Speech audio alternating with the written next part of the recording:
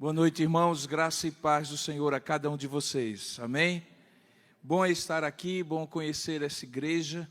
O reverendo Sandro, como sempre, é um generoso amigo e acabou falando melhor de mim do que eu sei que eu sou. Sempre os amigos fazem isso com a gente, né? Eles sempre falam melhor de nós do que nós realmente sabemos que somos. Fico muito feliz de poder estar aqui nessa noite, especialmente nesse último domingo do mês de maio. Agora há pouco eu estava vendo a igreja que eu pastoreio lá em João Pessoa há 25 anos, a igreja que eu comecei há 25 anos, quando voltei a morar aqui no nosso país, depois de um tempo com a família fora do país, também plantando igreja. E eu estava vendo, sabe como é pastor, né, reverendo Luizinho? A gente nunca se desliga da igreja, então em alguns momentos eu estava vendo como é que está acontecendo o culto, porque exatamente às 6 horas começou o culto ali na igreja presbiteriana de Tambaú. E ao olhar aquela igreja e ver essa igreja louvando a Deus, nós vemos as semelhanças entre aquilo que nós estamos vivendo ali, como uma igreja presbiteriana, confessional, séria no estudo da palavra, mas ao mesmo tempo muito viva, muito cheia de alegria do Espírito Santo, que é fruto do Espírito Santo. E para mim é uma grande alegria poder conhecer essa igreja, conhecer o pastor Luiz Henrique, conhecer os irmãos presbíteros, que eu tive a oportunidade de tê-los ali junto na sala do conselho, alguns deles, diáconos também, e poder conhecer o povo de Deus aqui em Mesquita. Fico muito feliz pelo convite que me foi feito, especialmente nesse último domingo do mês de maio. Como eu falava, a igreja lá também está encerrando uma série de celebrações alusivas à família, esse mês que é caracteristicamente o mês da família, no meio presbiteriano. Então, eu trago em nome da igreja de Tambaú uma palavra de saudação. E sei que qualquer um de vocês, eu sei que teve gente aqui da igreja que já esteve por lá em João Pessoa, que estiver em algum momento lá pela capital da Paraíba, nós ficamos bem próximo da praia, a igreja presbiteriana de Tambaú, essa comunidade de corações amigos e braços abertos, terá muito prazer em receber os irmãos por lá. Saibam que estando lá de viagem ou a trabalho, vocês têm uma igreja irmã que os acolhe para que os irmãos possam ali adorar e bendizer o nome do Senhor. Trago também em nome do Mackenzie, do Sino da Paraíba, uma palavra também de saudação e de alegria por fazermos parte dessa denominação, dessa igreja presbiteriana do Brasil que tanto amamos. Louvado seja o nome do Senhor. Recentemente eu tive uma conversa rápida com uma pessoa no gabinete pastoral que estava me contando uma conversa. Foi assim que ela começou. Ela disse assim: pastor, eu quero que o senhor escute como foi que eu conversei com o irmão fulano de tal. E aí ele começou a descrever aquela conversa. Foi assim que ele chamou, conversa. E aí ele disse: eu falei isso, isso e isso para ele, ele respondeu isso, isso e aquilo outro. Eu disse para ele que estava muito triste porque tinha ouvido falar desse tipo de comentário que ele tinha feito comigo. Ele negou, e aí eu disse: não, mas eu sei que teve gente que ouviu, senão não teria ouvido. Aquelas situações que você, em algum momento, já passou. E aí, em dado momento, quando eu apertei mais o irmão, aí ele simplesmente desligou. Aí eu disse: ele desmaiou? Ele disse: não, ele desligou o WhatsApp. Aí eu disse: como assim? Ele saiu da conversa. E aí eu percebi que o que ele estava chamando de conversa era troca de mensagens no WhatsApp. Nada mais comum, não é verdade, irmãos? Hoje a gente chama de conversa aquilo que a gente escreve no celular, que o povo do outro lado, no mesmo celular, ou no outro celular, mas no mesmo aplicativo, sem escutar o tom de voz da gente, se a gente está bravo, se a gente está feliz, se a gente está dizendo com força ou calmamente, nós chamamos tanto isso como aquilo que nós recebemos de conversa. Mas será que é uma conversa? Em 2015, no jornal El País, um jornal espanhol, se publicou um artigo que chamava-se assim: A Magia de Conversar. E aí, o subtítulo do artigo diz assim: a verdadeira comunicação é mais do que apenas o envio de mensagens do seu celular. Porque desde o surgimento das redes sociais e das mensagens por celular, realizar uma conversa cara a cara tornou-se algo cada vez mais difícil. Eu sou pastor há 40 anos e há 40 anos eu costumo conversar com as pessoas, naturalmente, como todo pastor. E quando elas passam por problemas difíceis, a perda de uma pessoa querida, uma doença, um problema no trabalho, uma bancarrota financeira, é natural que as pessoas busquem a nós para uma conversa. Tempos atrás, nós sairíamos do nosso lugar, do gabinete pastoral da igreja, pegaríamos o carro e conversaríamos face a face com as pessoas.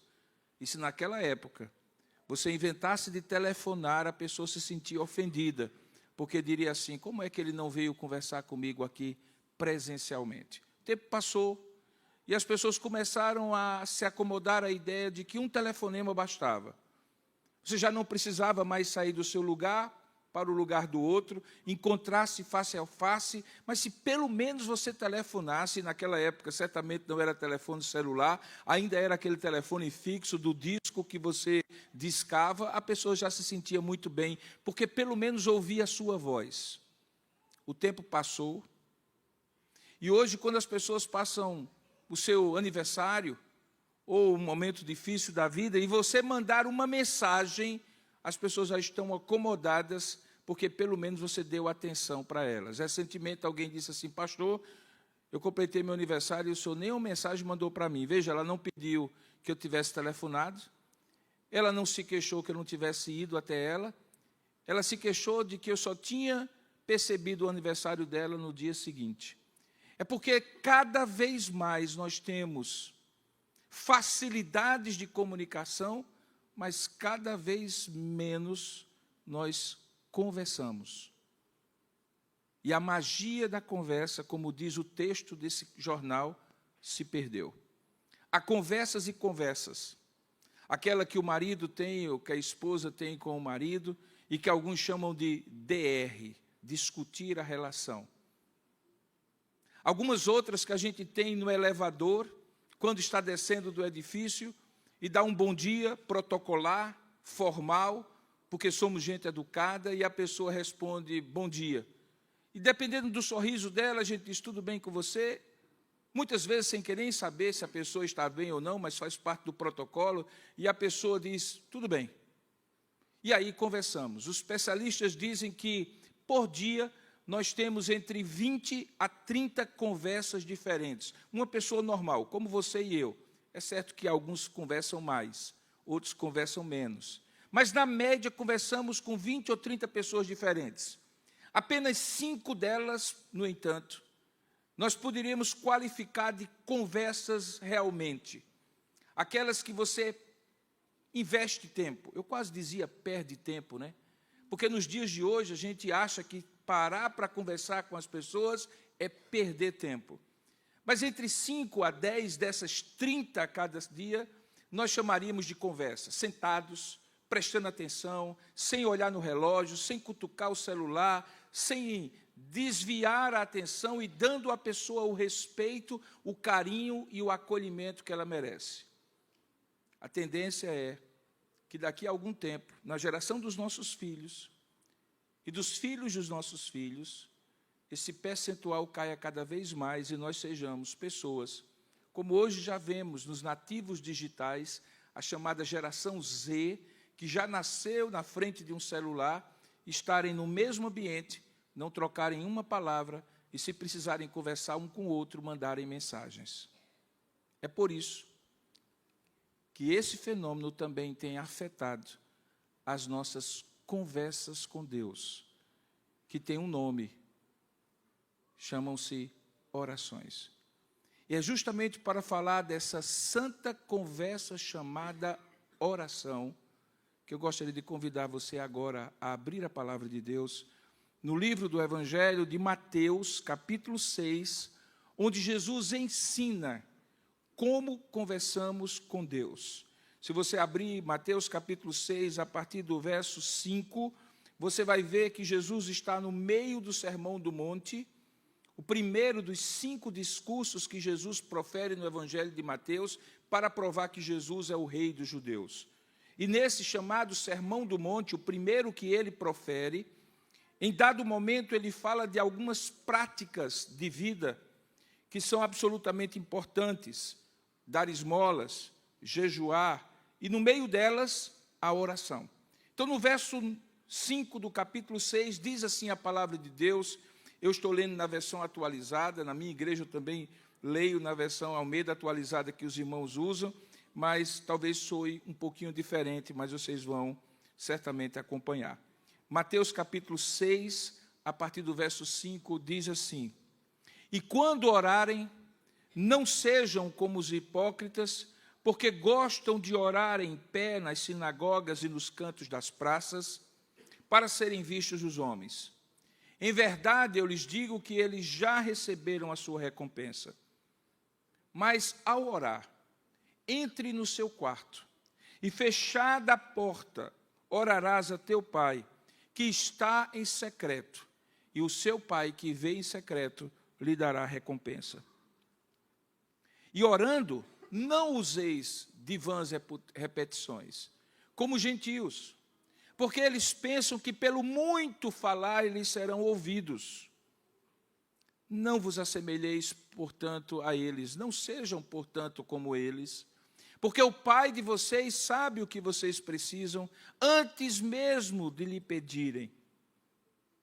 Portanto, vós orareis assim. E eu convido você a ler a partir de agora a oração do Pai Nosso. Leiamos juntos. Pai nosso que estás nos céus, santificado seja o teu nome. Venha o teu reino, seja feita a tua vontade, assim na terra como no céu. O pão nosso de cada dia nos dá hoje, perdoa as nossas dívidas, assim como nós também perdoamos aos nossos devedores. E não nos deixes cair em tentação, mas livra-nos do mal, pois teu é o reino, o poder e a glória para sempre. Amém. Que Deus abençoe a sua palavra lida. Curva a cabeça por um instante ainda. Ó Deus amado e querido Pai, na tua santa e bendita presença, cada filho e cada filha tua que aqui está, se encontra completamente desnudo, com o coração aberto diante da tua face, porque de ti nós não podemos esconder nem pensamentos, nem palavras, nem motivações mais profundas da alma. Nós estamos aqui diante de ti para ouvir a tua voz, na certeza de que o Senhor nos ouviu quando cantamos louvores a ti, quando falamos contigo em oração, ao confessarmos os nossos pecados diante de ti, ao lermos a tua palavra. E nessa santa conversa chamada culto, que nós estamos tendo aqui contigo, nós rogamos agora que o Senhor abra o nosso entendimento e a nossa mente, ilumine o nosso coração pelo teu Espírito Santo, que inspirou esta palavra, para que possamos entender a tua vontade, ouvir a tua voz e sermos abençoados por ti. Que a mensagem que o Senhor nos trouxe nessa noite seja a mensagem que preencha completamente o nosso coração da tua palavra, pois é assim que nós te oramos e te agradecemos, em nome e para a glória de Jesus. Amém.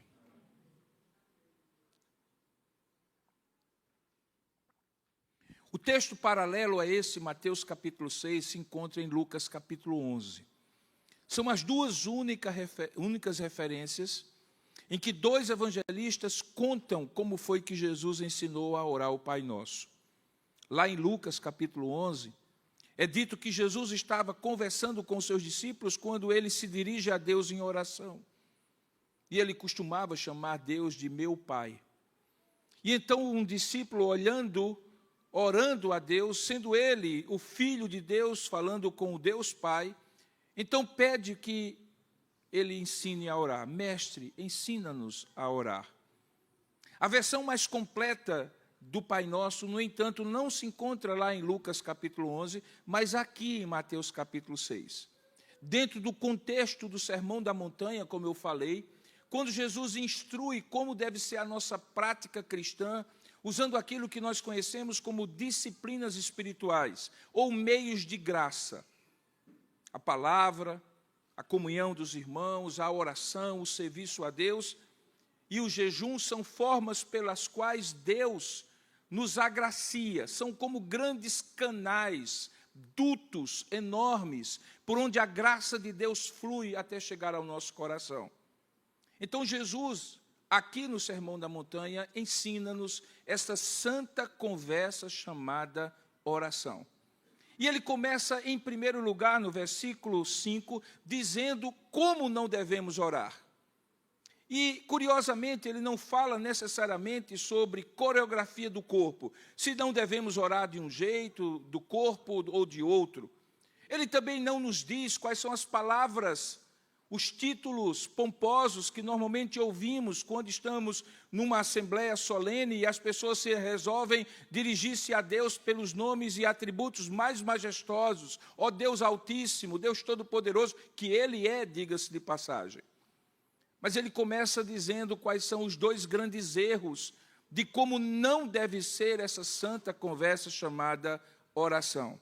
O primeiro deles é o típico equívoco que pessoas religiosas podem cometer, inclusive nós.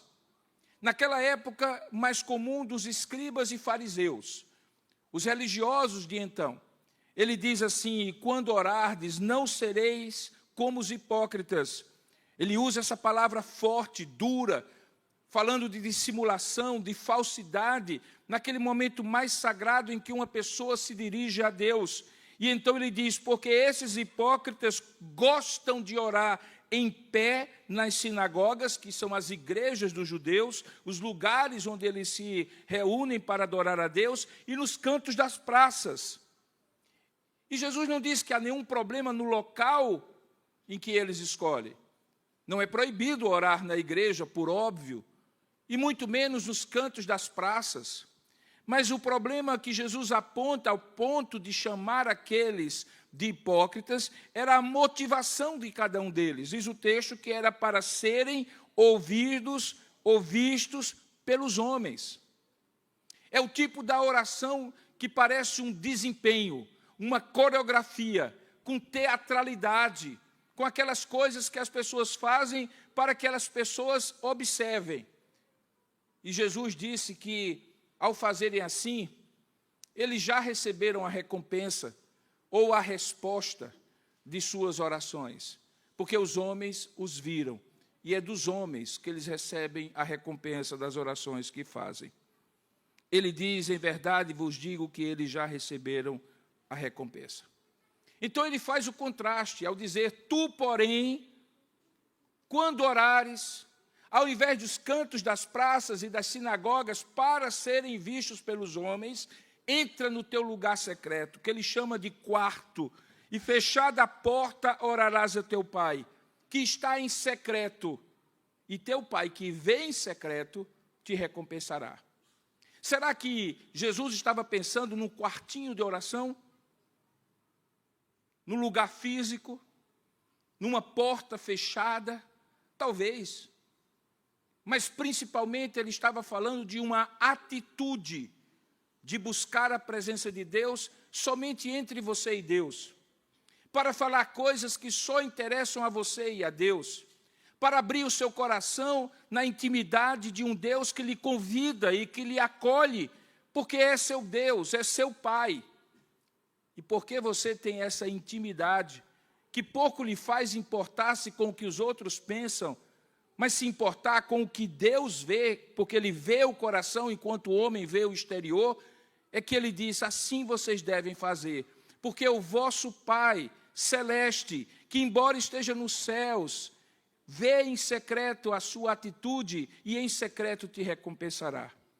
Portanto, Jesus está em primeiro lugar contrastando para quem, afinal de contas, nós estamos orando, com qual motivação e com qual objetivo.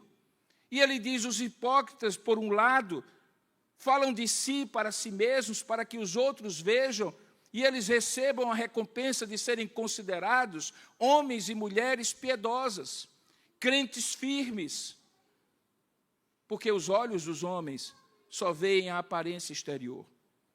Jesus, no entanto, diz que há um outro problema no outro extremo. Se por um lado os religiosos tendem a ser hipócritas, por outro lado os gentios ou os pagãos que não conhecem a Deus tendem a ver a oração como se fosse uma batalha, uma queda de braços com Deus.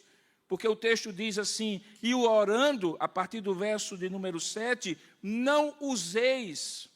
E é curioso, porque a palavra aqui, useis, ou usem, é a mesma palavra que é usada para um copo, para uma vasilha, para qualquer objeto. Ou seja, fazer da oração um objeto qualquer. Não usem de vãs repetições. A palavra vãs é vazia, sem sentido, sem propósito, sem essência. Palavras soltas, repetidas mecanicamente, sem entender o sentido delas. Não usem de vãs repetições como os gentios. Os gentios eram os pagãos que não conheciam aquilo que os religiosos conheciam.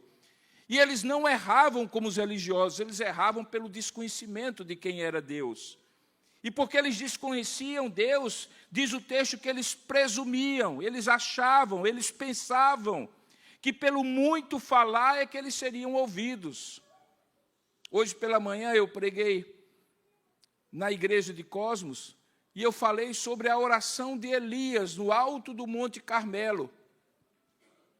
E a oração de Elias, diferentemente dos 400 profetas de Baal, durou menos de 1 minuto. Se você for lá em 1 Reis, capítulo 18, e você ler de maneira pausada, como se estivesse orando, a parte em que Deus ouve a oração de Elias, e Elias se dirige ao Senhor, em contraste com o dia inteiro que os profetas de Baal viviam se retalhando, clamando ao suposto Deus deles, não dura mais do que 1 minuto. Aqui, os gentios pensavam que a vontade de Deus tinha que ser quebrada, que a insistência, a persistência, a argumentação ou a mera repetição ganharia Deus no cansaço. Como a gente gosta de dizer, ganharia no grito. E Jesus então diz: nem os hipócritas religiosos, nem os pagãos gentios devem ser o modelo de oração para você, devem ser a maneira como você deve orar a Deus. Porque ele novamente repete a expressão: não vos assemelheis, pois, a eles. E no caso dos gentios, porque Deus, o vosso Pai, sabe do que tendes necessidade antes mesmo que lhe peçais.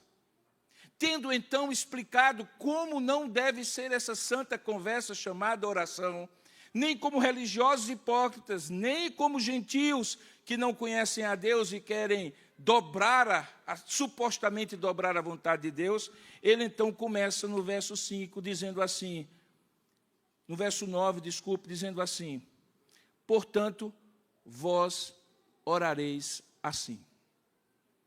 E aí ele ensina uma santa conversa chamada oração, a mais sublime, a mais gloriosa conversa que uma pessoa pode ter no seu dia.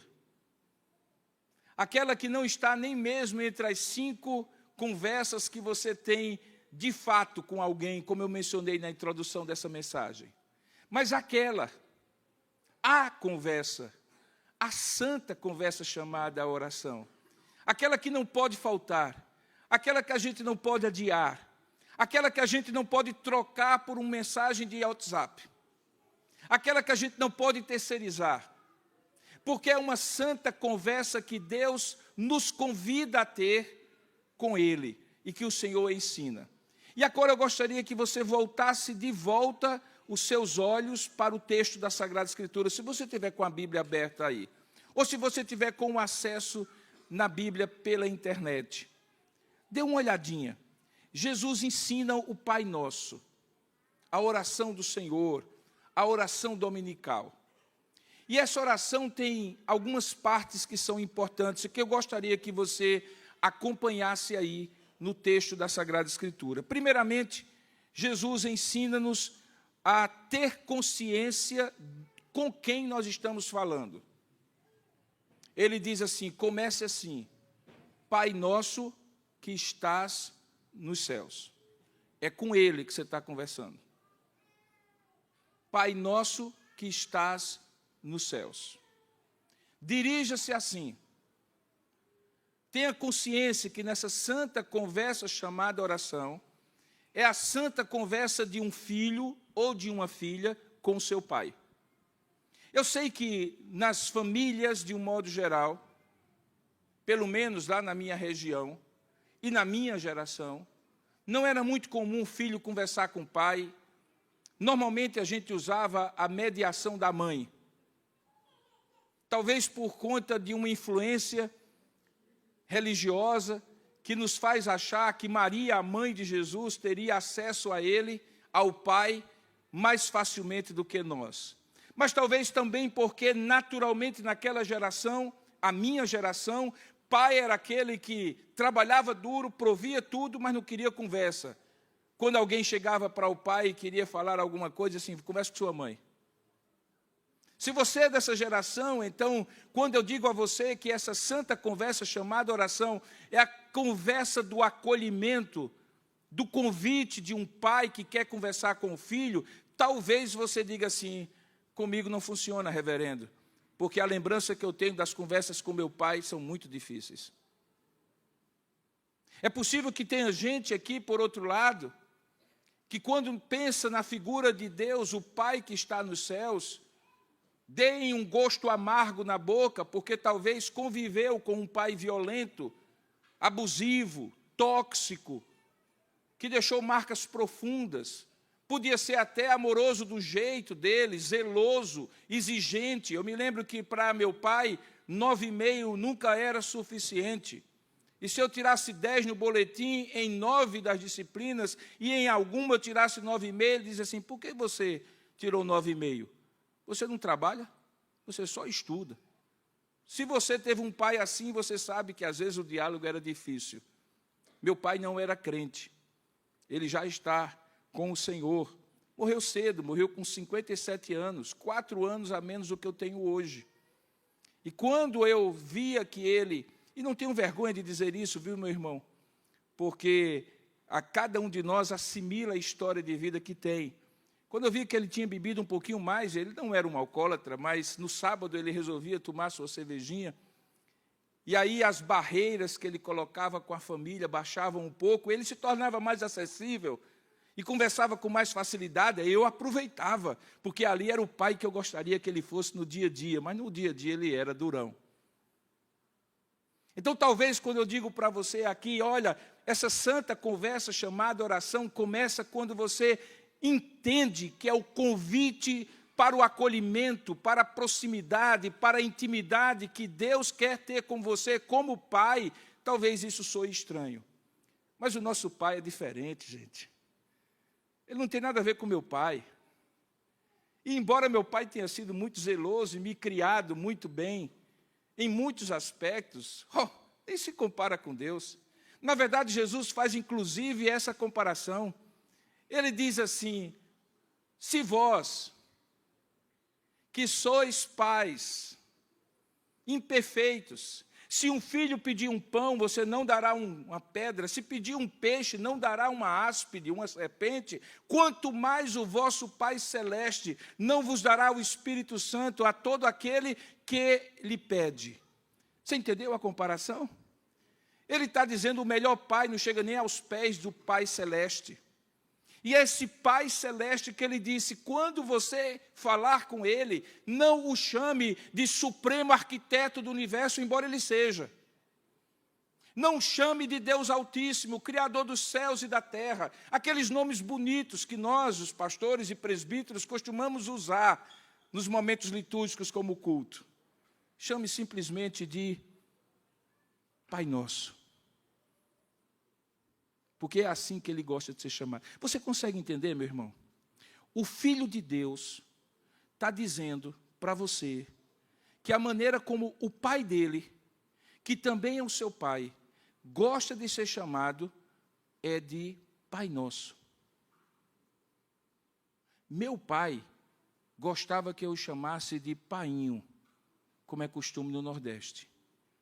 E se eu o chamasse de Seu Reginaldo Carneiro Monteiro, ele iria estranhar. certamente ele se voltaria e falaria comigo, mas ele estranharia muito. O nosso Pai estranha quando nós não conseguimos chamá-lo de Pai, nessa santa conversa chamada oração. Ele então convida você a entender que Ele é um Pai que está nos céus, mas é um Pai acessível. Que Ele é o totalmente outro, o transcendente, aquele que ninguém consegue compreender e jamais viu. Ninguém jamais viu a Deus. Mas ao mesmo tempo Ele é Pai, Ele está próximo. Se Ele for chamado e invocado, Ele se aproxima de nós. Ele está no alto e sublime trono, mas Ele habita com o quebrantado e contrito de coração.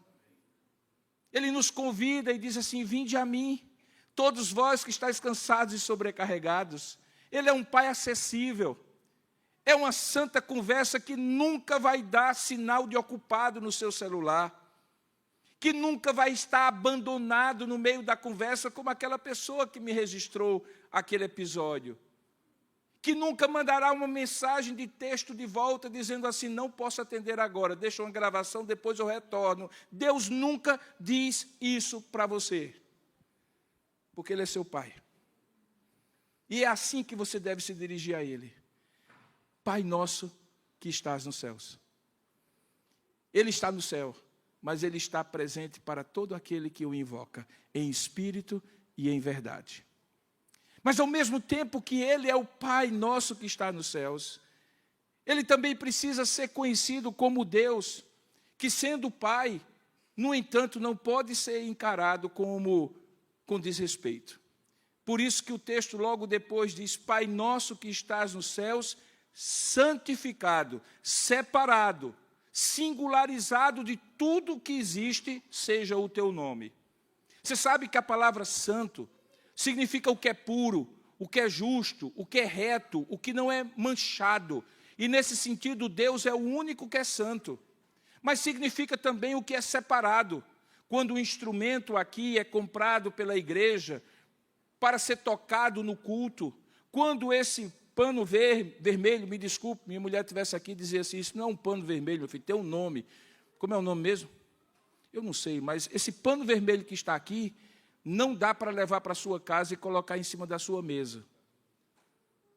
Porque ele está santificado, separado para o uso nesse culto. Quando então Deus diz assim: santificado seja o teu nome, fale com Deus, com a intimidade, o acolhimento que Ele lhe chama a ter. Mas lembre, o nome dele é santo. E o nome de Deus é a própria essência de Deus. Ele está dizendo que esse Deus é santo. Lembre de Êxodo capítulo 3, verso 14. Quando Moisés vê na sarça ardente, no meio da sarça ardente, uma voz dizendo para ele: tira as sandálias dos teus pés, porque o lugar em que estás é santo. E Moisés é impactado com aquela voz, daquela visão de uma sarça que ardia, mas não se consumia. E então, acostumado com os muitos deuses do Egito, ele pergunta a quem estava falando com ele, que era o próprio Deus: quem és tu? E ele diz: eu sou o que sou.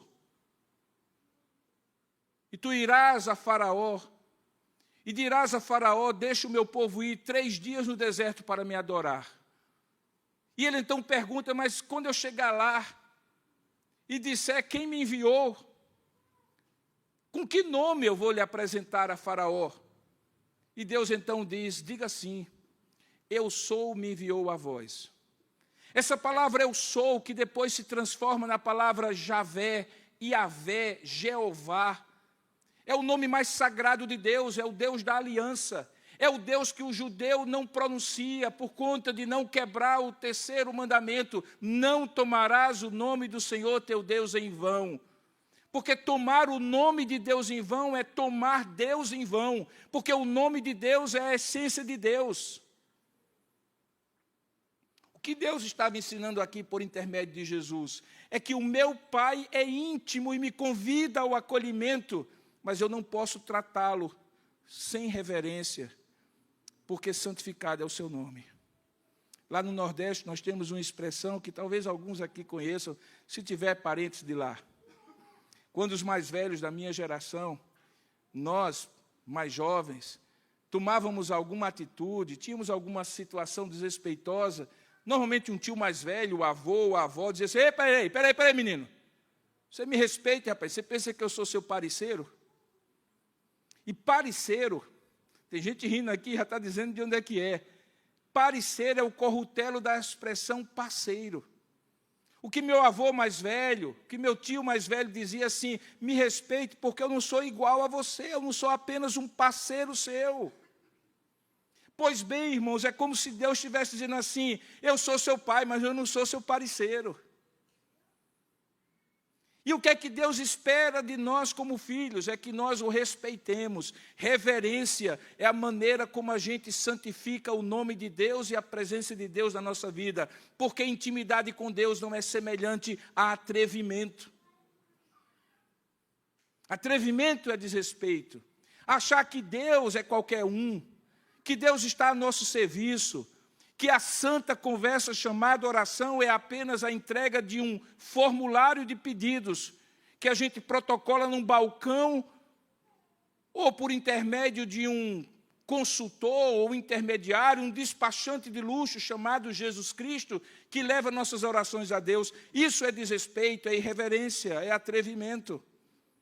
Quando chegamos diante de Deus, estamos diante do Deus. Irmãos, estamos diante do Deus, e não apenas do culto, mas todas as vezes que você se dirigir a Ele, coloque isso na sua cabeça. Quando não havia nada, esse Deus que você chama de Pai, disse assim: haja luz, e houve luz. A palavra de Deus diz que Ele criou todas as coisas pela palavra do seu poder. E a Jó, ele disse assim: fui eu que coloquei os termos dos mares, e fiz a terra existir. É esse Deus que é seu Pai, a quem você dirige uma palavra chamada oração, numa santa conversa oração, chamada oração. E é por isso que você não pode ser desrespeitoso com Deus, porque intimidade não é sinônimo de atrevimento. Nós, pastores, costumamos dizer para a igreja: olhe, seja reverente, chegue no horário, não se mexa tanto no culto. Eu não estou dizendo isso para ninguém não, viu, irmãos? Até porque eu não sou pastor de vocês. Mas não é assim que os pastores dizem: tenham respeito, não conversem na hora do culto. Existe um protocolo, uma convenção social em todos os ambientes que nós vivemos. Dependendo de com quem nós vamos apresentar, a roupa é diferente, a linguagem é diferente. Esse Deus que é nosso Pai também precisa ser visto como reverente Deus, que merece todo o respeito, porque Ele não é nosso parceiro. Perceba que tudo isso, e eu só comecei o sermão, o pastor Luiz não disse para mim quanto tempo eu tinha, mas eu vou terminar. Estou brincando, viu? Não fiquem assustados. Primeira vez que a gente vem numa igreja, a gente prega pouco, que é para ser convidado uma segunda vez, né? Porque vai que prega logo, o povo diz assim: rapaz, aquele rapazinho que veio lá de João Pessoa, não chamo mais não, pastor, pelo amor de Deus. Então não vou fazer isso. Mas perceba tudo isso numa frase só: Pai nosso que estás nos céus, santificado seja o teu nome. E aí vem o resto. Primeiro a gente tem que saber com quem a gente está conversando, para saber o que a gente vai dizer. Porque um dos piores erros da conversa é você não saber com quem você está conversando. Você já assiste hoje muito podcast. Tempos atrás, antes da internet, eram os talk shows. Lembra de Jô Soares? Talvez um dos maiores apresentadores da televisão brasileira. Com o passar do tempo, Jô Soares cometeu alguns erros, mesmo sendo um bom comunicador. Às vezes ele falava tanto que não deixava o sujeito que era convidado falar mais do que ele. E de vez em quando dava vontade de dizer assim: fica quieto, gordo, deixa o outro falar. Não posso nem falar isso, né? No tempo de hoje isso é gordofobia. Mas era assim mesmo que ele chamava. Beijo do gordo, e dizia assim. Mas às vezes ele falava muito, e às vezes não entendia bem a história da pessoa, quem era a pessoa, como era o jeito da pessoa, e algumas saias justas aconteciam ali. Na santa conversa chamada oração, é possível que, se nós não conhecermos a quem nós estamos conversando, ou com quem nós estamos conversando, a quem nós estamos dirigindo nossas palavras, nós cometamos o erro de entrada, comecemos mal, e o restante vai ficar comprometido.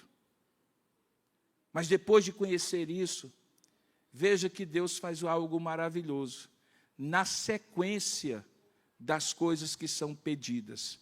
Volte os seus olhos para o texto, por favor. Talvez você nunca percebeu isso. Talvez percebeu, mas talvez não. E eu gostaria de apresentar para você. Se você se lembre, quando está orando, que você está diante do Deus que pode fazer tudo, qual seria a sua tendência?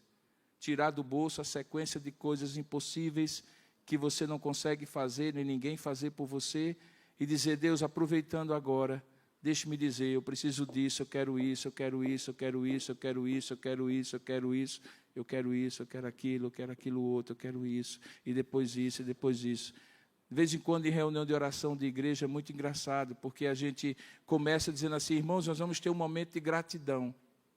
Vamos ter 3 ou 4 orações de gratidão. Aí começa a irmãzinha ou o irmãozinho dizendo assim: Senhor nosso Deus, eu te agradeço por isso, isso e isso, mas quero agora colocar diante de Ti os meus pedidos. E aí, 90% do tempo dela não tem nada a ver com gratidão, porque gratidão é uma coisa difícil. E colocar as coisas de Deus na prioridade de Deus é mais difícil ainda. Veja como é que ele continua. Depois de dizer: Pai nosso que estás no céu, santificado seja o Teu nome, antes de falar de pão, perdão e proteção, antes de falar do que eles precisavam comer, contra quem eles precisavam ser protegidos, e a quem eles deveriam perdoar e por quem eles deveriam perdoar, que são as 3 petições da provisão, da proteção e do perdão, Deus coloca as coisas nos seus devidos lugares e diz: antes disso, diga assim: venha o teu reino e seja feita a tua vontade. Sabe por quê, irmãos? Porque se eu não for capaz de dizer assim: venha o teu reino e seja feita a tua vontade, aqui na terra como nos céus, o pão nosso de cada dia, que eu peço que Ele nos dê hoje, o perdão que eu suplico, assim como eu perdoo os nossos devedores, e a proteção contra as tentações que estão dentro de mim, e o mal que me assedia fora de mim, não terão sentido nenhum. Porque primeiro e antes de tudo, eu preciso estar na agenda de Deus e não na minha agenda. Pela manhã eu costumo fazer uma oração em que eu olho o meu calendário, minha agenda da semana, do dia, da manhã, a sequência de coisas que eu tenho que fazer. Eu costumo fazer uma oração assim, irmãos: Senhor, aqui é a minha agenda. Isso aqui é o que eu pretendo fazer no dia. Isso aqui é o que eu tenho que fazer no dia. Isso aqui são as minhas prioridades, as minhas necessidades, as minhas obrigações, os meus deveres. Mas, Senhor, a minha agenda é Tua. Porque eu quero, no dia de hoje, que acima do meu pão, do perdão e da proteção, dos meus negócios, objetivos e obrigações, que venha o Teu reino na minha vida e que seja feita a Tua vontade aqui na terra, como é feito no céu. O que é que Ele está nos ensinando, irmãos? É que nessa santa conversa chamada oração, a prioridade é de Deus, não é minha. Deixa eu lhe dizer uma coisa. Numa conversa, a informação flui muito mais quando você está mais disposto a ouvir do que a falar. Porque ouvir é mais difícil do que falar. Numa oração, nós não estamos fazendo um monólogo. Nós estamos conversando com Deus. E Deus vai conversando com a gente em oração pelo seu Espírito que habita em nós.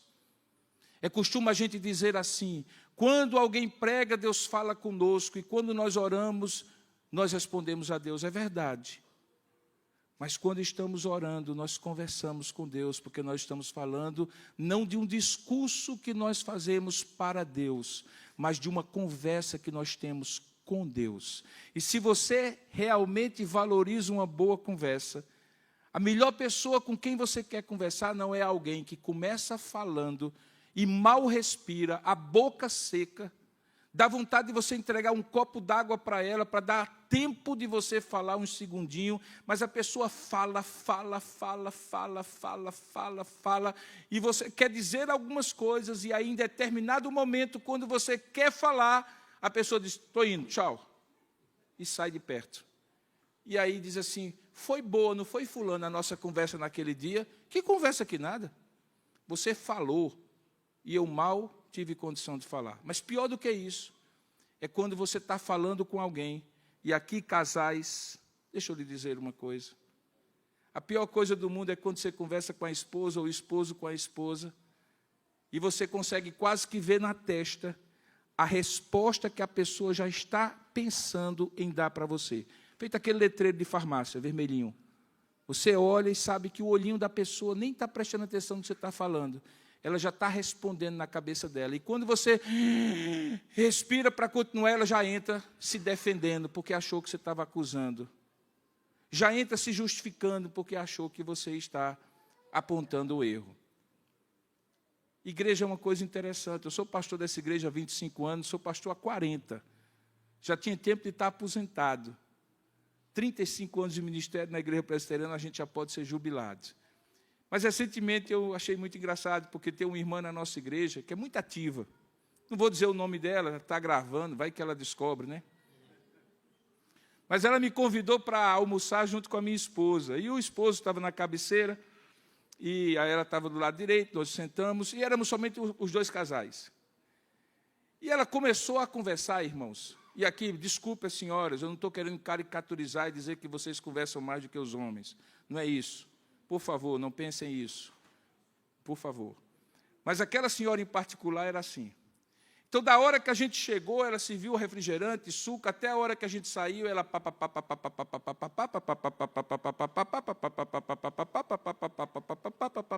Eu aprendi uma coisa, que enquanto uns conversam, eu como.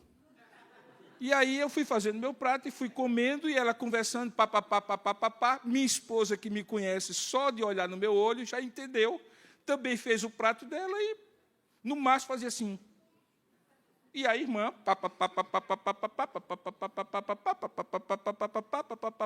eu digo, não é possível um negócio desse. Pare pelo menos para tomar água. Quando terminou o almoço, ela recolheu os pratos, como uma senhora muito que serviu a gente muito bem, e disse assim, eu vou ali pegar a sobremesa, pastor. O ouvido estava assim, sabe, irmãos? Queimando. E eu disse, graças a Deus, Senhor, que o doce dessa sobremesa também vai trazer alívio para a minha orelha. Ela é uma querida irmã. Se eu descrever muito, o pessoal do Tambaú que estiver assistindo vai descobrir quem é. Mas eu não vou dizer a vocês, não. Mas, enfim. O que acontece?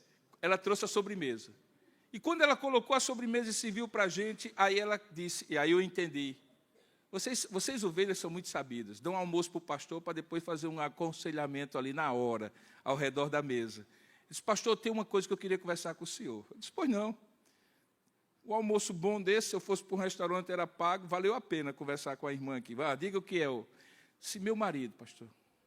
E o sujeito que estava ali na frente, que é esposo dela, ele comeu o tempo todo, assim como eu, e no máximo ele fazia assim, e olhava para mim. E ele estava ali, se fulano de tal.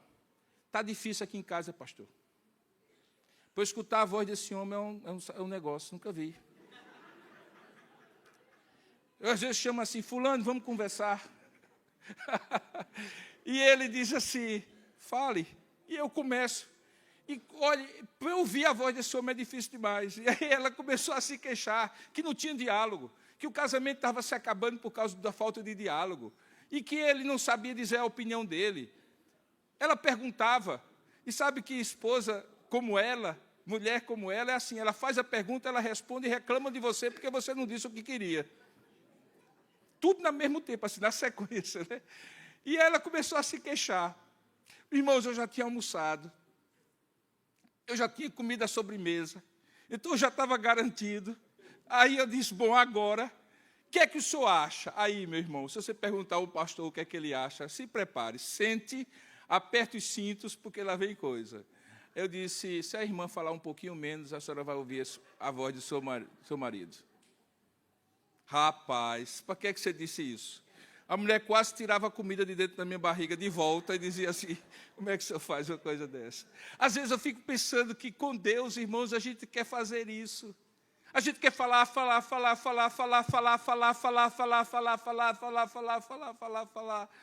E aí depois reclama porque não ouviu Deus. Nessa santa conversa chamada oração, a gente fala e dá tempo para Deus falar com a gente.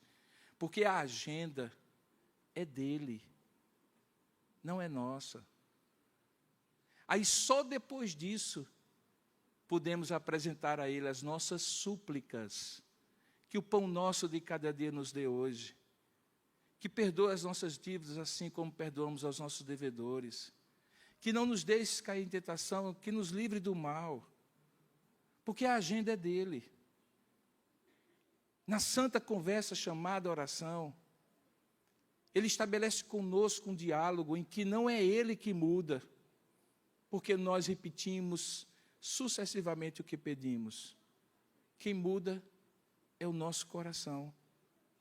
Quando na conversa com Deus entendemos como Ele vai fazer. Eu estou caminhando para a minha conclusão para dizer uma coisa. Quando a gente diz que um dos problemas hoje da família é a falta de culto doméstico, quase todos os lugares as pessoas se queixam. A gente sempre imagina aquela cena que alguns que tiveram o privilégio de ser criados em lares evangélicos lembram bem. Do pai e da mãe ao redor da mesa, com muito tempo depois do almoço ou do jantar, para fazer verdadeiramente um culto onde se cantava, onde se lia a Bíblia, onde se decorava versículo, catecismo. Se tinha tempo naquela época para isso. Mas eu quero dizer que hoje a maior dificuldade na família é porque nós não aprendemos a conversar entre nós, porque nós não aprendemos essa santa conversa chamada oração. Na santa conversa chamada oração, nós aprendemos quem é quem. Aprendemos a respeitar e, ao mesmo tempo, ter intimidade com a esposa, com o esposo, com o filho, com o irmão, com o pai, com a mãe. Aprendemos a falar e a ouvir. E se nós não aprendemos nessa dimensão vertical entre cada um e Deus, nós não praticamos nessa dimensão horizontal. E aí falta diálogo no lar, porque essa santa conversa chamada oração não está funcionando como o Senhor nos ensinou. Portanto, nesse domingo que nós encerramos o mês da família nessa igreja, deixa eu lhe dizer uma coisa. Você quer melhorar a comunicação na sua casa? Converse melhorando a sua comunicação com Deus. Aprendendo essa santa conversa chamada oração, você vai aprender a ouvir mais e atender ao que Tiago ensina, que nós sejamos tardios para falar, tardios para nos irar e prontos a ouvir e a escutar. E quando fazemos isso com Deus, Ele molda o nosso caráter, Ele molda a nossa personalidade, o nosso jeito de ser, para sermos com a esposa, com o esposo, com o pai, com a mãe, com o filho, com o irmão, capazes de falar e de ouvir, assim como somos treinados na conversa com Deus, na santa conversa chamada oração. Eu gostaria de orar com você agora, e orar por você agora. E, obviamente, eu estou dizendo para você que, assim como a sua família, na minha família, nós precisamos da ajuda de Deus para que essas conversas em casa não sejam encerradas com conflito, com mágoa, com ressentimento. Mas eu quero dizer que a maior necessidade que nós temos é que quando um de casa, outro e tantos e todos aprendam a conversar com Deus em oração. A oração é uma santa conversa que temos com Deus. E a conversa que temos no lar é reflexo dessa santa conversa que temos com Deus. Curva a sua cabeça, feche os seus olhos. Nós vamos orar nesse momento. Ó Deus amado e querido Pai, Tu és o nosso Pai, Pai amado, Pai acolhedor, Pai com quem nós temos intimidade por intermédio de Jesus Cristo, o nosso irmão mais velho, o nosso mediador, aquele que Tu enviaste para que tenhamos acesso a Ti pelo novo e vivo caminho, que foi o caminho da cruz conquistado pelo sangue do Cordeiro. Pai, nós Te louvamos porque somos filhos e filhas Tuas, aqui estamos, que nos dirigimos a Ti em oração, agradecidos, ó Pai, pelo privilégio de poder falar contigo. Pai, como é bom conversar contigo, como é bom não ter floreios, nem estar preocupado com quem está ouvindo ou deixando de ouvir, com o que estão pensando. Como é bom falar contigo com naturalidade, sinceridade, autenticidade. Se estiver doendo, dizer que está doendo. Se estiver feliz, celebrar e pular na Tua presença de alegria. Como é bom saber que o Senhor já sabe o pecado que nós vamos confessar. Por isso que ainda que constrangidos, nós não nos sentimos rejeitados. Porque se assim fora, ó Pai, a obra de Cristo seria anulada. Mas é porque ela é para sempre, um sacrifício feito de uma vez por todas. É que mesmo tendo que algumas vezes chegar diante de Ti e confessar pecados semelhantes, nós, no entanto, nunca ouvimos de Ti de novo. Não, Senhor, nós não ouvimos de Ti de novo, porque Tu conheces o nosso coração. Em Cristo, todos os nossos pecados eram futuro, e o Senhor nos perdoou de todos, até aqueles que ainda vamos cometer. Mas ao mesmo tempo nos constrange tanto, Pai, Te entristecer. Como todo filho, a gente quer que o Senhor tenha prazer em nós. E sabemos que o Teu prazer é por causa de Jesus, o nosso Senhor e Salvador, o mediador, o único que está entre nós. Mas nós queremos ser semelhantes a Cristo, para assim como Cristo Te glorificar em palavras e obras.